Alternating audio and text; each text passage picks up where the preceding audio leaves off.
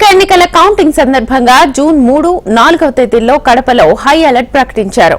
Counting కేంద్రం వద్ద 4 అంచెల భద్రత ఏర్పాటు చేసినట్లుగా పోలీసులు తెలిపారు. అలాగే నేర చరిత్ర ఉన్న కౌంటింగ్ ఏజెంట్లను అనుమతించే ప్రసక్తే లేదని తేల్చి చెబుతున్నారు. స్ట్రాంగ్ రూమ్ ఉన్న రింగ్ రోడ్ లో 7 చెక్ పోస్టులను ఏర్పాటు చేయడంతో పాటు ప్రత్యేక పికెట్స్ ఏర్పాటు చేశామంటున్న కడప డీఎస్పీ షరీఫ్ తో మా ప్రతినిధి చంద్రమోహన్ రాజు ఫేస్ టు ఫేస్. ఎన్నికల ఓట్ల లెక్కింపుకు సంబంధించిన ప్రత్యేకమైన ఏర్పాట్లు చేశారు. కడప జిల్లాలోని అన్ని నియోజకవర్గాలకు సంబంధించి కూడా స్ట్రాంగ్ రూమ్ కడప కేంద్రంలో ఏర్పాటు చేయడం జరిగింది. ఈ క్రమంలో భాగంగా ఎటువంటి అవాంఛనీయ సంఘటనలు జరగకోకుండా కౌంటింగ్ ప్రశాంతంగా జరగడానికి పోలీసు అధికారులు అన్ని రకాల చర్యలు తీసుకున్నారు. అలాగే జిల్లా ఎన్నికల అధికారి కూడా కౌంటింగ్ సక్రమంగా జరగడం కోసం ప్రత్యేకమైన సూచనలు చేశారు. ఈ నేపథ్యంలో నగరంలో ఏ రకమైన భద్రతా చర్యలు ఏర్పాటు చేశారు అన్న విషయం కడప డీఎస్పీ షరీఫ్ని అడిగి తెలుసుకునే ప్రయత్నం చేద్దాం. సార్ చెప్పండి, ఈ ప్రాంతంలో ఏ రకమైన భద్రతా చర్యలు చేపట్టారు? స్ట్రాంగ్ రూమ్కు ఏ రకమైన భద్రతను కల్పించారు? స్ట్రాంగ్ రూమ్ సరౌండింగ్ ప్లేస్కి సంబంధించి 4 అంచెల భద్రతా ఏర్పాట్లు చేశాము. Inner, outer cordon, 3rd layer and 4th layer. 4th layer దాటిన తర్వాత ఎటువంటి వెహికల్ మూమెంట్ ఉండదు. ఆ విధంగా ఏర్పాటు చేశాము. ఓన్లీ క్యాండిడేట్స్, జనరల్ ఏజెంట్స్ మాత్రము అలో చేస్తారు. వాళ్ళకు కూడా సపరేట్ పార్కింగ్ ప్లేస్ ఇచ్చాము. పార్కింగ్ ప్లేస్లో పార్క్ చేసుకున్న తర్వాత ఇన్సైడ్ అయ్యేటప్పుడు వాళ్ళని చెక్ చేసి ప్రాపర్గా తనిఖీ చేసి లోపలికి పంపిస్తాము. 4 floors కూడా అంత వ్యవస్థనంతా ఎక్కువ మందిని మనం ప్లాట్ చేసుకున్నాము.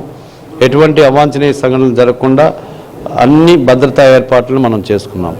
కడప జిల్లాలోని అన్ని నియోజకవర్గాలకు సంబంధించిన ఏజెంట్లు కూడా రాబోతున్నారు. వారికి 3వ తేదీ అంటే ముందు రోజు 3వ తేదీన వారికి కడప టౌన్లోకి అనుమతి ఉందా? దానికి సంబంధించి కడప టౌన్లోకి అనుమతి అనే విషయానికి సంబంధించి జిల్లా ఎన్నికల అధికారి డిస్ట్రిక్ట్ కలెక్టర్ సారు, తర్వాత జిల్లా ఎస్పీ గారు వాళ్ళు నిన్న ఆల్ పార్టీ మీటింగ్ పెట్టుకున్నారు. వాళ్ళందరికీ చెప్పారు ఎంతమంది ఏజెంట్స్ వస్తున్నారు, ఎప్పుడు వస్తున్నారు, దానికి సంబంధించిన పూర్తి డీటెయిల్స్ ఇవ్వమని చెప్పారు. అందరూ నాయకులు కూడా ఇవాళ రేపు దాన్ని సబ్మిట్ చేస్తారు. ఇచ్చిన తర్వాత వాళ్ళు ఎక్కడ స్టే అవుతారనేటువంటి విషయాన్ని మేము పోలీస్ క్లియరెన్స్ సర్టిఫికేట్ ఇచ్చిన తర్వాత వాళ్ళు ఎప్పుడు వస్తారు ఆ డీటెయిల్స్ అన్ని అందులో పొందుపరుస్తాము. మేము పోలీస్ క్లియరెన్స్ ఇస్తాము. అప్పుడు వాళ్ళు అక్కడ స్టే చేయడానికి కానీ ఎటువంటి ఇబ్బంది ఉండదు. వాళ్ళు పార్క్ చేసుకోవచ్చు, వాళ్ళు ఉండొచ్చు. బట్ మా దృష్టిలో ఉండాలి, పోలీస్ క్లియరెన్స్ ఉండాలి. ప్రధానంగా ఇప్పటి వరకు కడప నగరంలోని లాడ్జెస్ అన్నిటికీ కూడా మీరు నోటీసులు ఇవ్వడం జరిగింది. ప్రధానంగా ఈ కౌంటింగ్ ఏజెంట్లే కాకుండా ఇతర ప్రాంతాల నుంచి వచ్చే వారికి కూడా హోటళ్లలో వాళ్ళు రూములు ఇవ్వడం లేదు. ఈ పరిస్థితి పట్ల మీరు ఏ రకమైన చర్యలు తీసుకుంటున్నారు?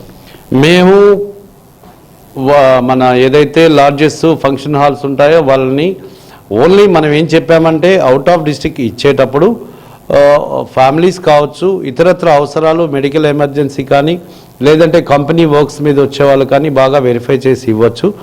Only with in the district ఉన్నటువంటి ఎవరైతే ఉంటారో వాళ్ళ యొక్క ఐడెంటిటీని మాత్రము ప్రత్యేకించి పరిశీలించమని చెప్పాము. వాళ్ళకి ఇచ్చేటప్పుడు మాత్రమే మనం పోలీస్ క్లియరెన్స్ సర్టిఫికేట్ అడుగుతున్నాము. పోలింగ్ రోజున జరిగిన సంఘటనలో చాలామంది ఎమ్మెల్యే క్యాండిడేట్స్ అలాగే ఎంపీ క్యాండిడేట్స్ కూడా వాళ్ళపైన కూడా కేసులు నమోదైనాయి. వారిని అనుమతిస్తారా? ఎవరైతే క్రిమినల్ కేసులు ఉంటాయో వాళ్ళనైతే అనుమతించరు. అలాంటి వాళ్ళ మీద మనము ఇప్పటికే ఇన్ఫర్మేషన్ని జిల్లా ఎన్నికల అధికారికి, ఆర్ఓ గారికి ఇచ్చాము. వాళ్ళని అలో చేయరు. సో ఈ డెసిషన్ అనేది కూడా జిల్లా ఎన్నికల అధికారి తీసుకుంటారు. కౌంటింగ్ కేంద్రం వద్ద 4 అంచెల బందోబస్తును ఏర్పాటు చేశామని డీఎస్పీ గారు చెప్తున్నారు. ఎలాంటి పరిస్థితుల్లో కూడా కౌంటింగ్ కేంద్రం కానీ కడప నగరంలో కానీ ఎలాంటి అల్లర్లు జరగకోకుండా ప్రత్యేకమైన చర్యలతో పాటు భద్రతను కూడా కట్టుదిట్టం చేశామని చెప్తున్నారు. దీంతోపాటు కౌంటింగ్ హాలుకు వచ్చే ఏజెంట్లపైన క్రిమినల్ కేసులుంటే వారిని లోపలికి అనుమతించే పరిస్థితి ఉండదని చెప్తున్నారు. ఈ విషయంపై జిల్లా ఎన్నికల అధికారి కూడా తమకు తగిన సూచనలు ఇస్తారని కూడా డీఎస్పీ చెప్తున్నారు. కెమెరామెన్ రవితో చంద్రమోహన్ రాజు, హెచ్ఎం టీవీ, కడప జిల్లా.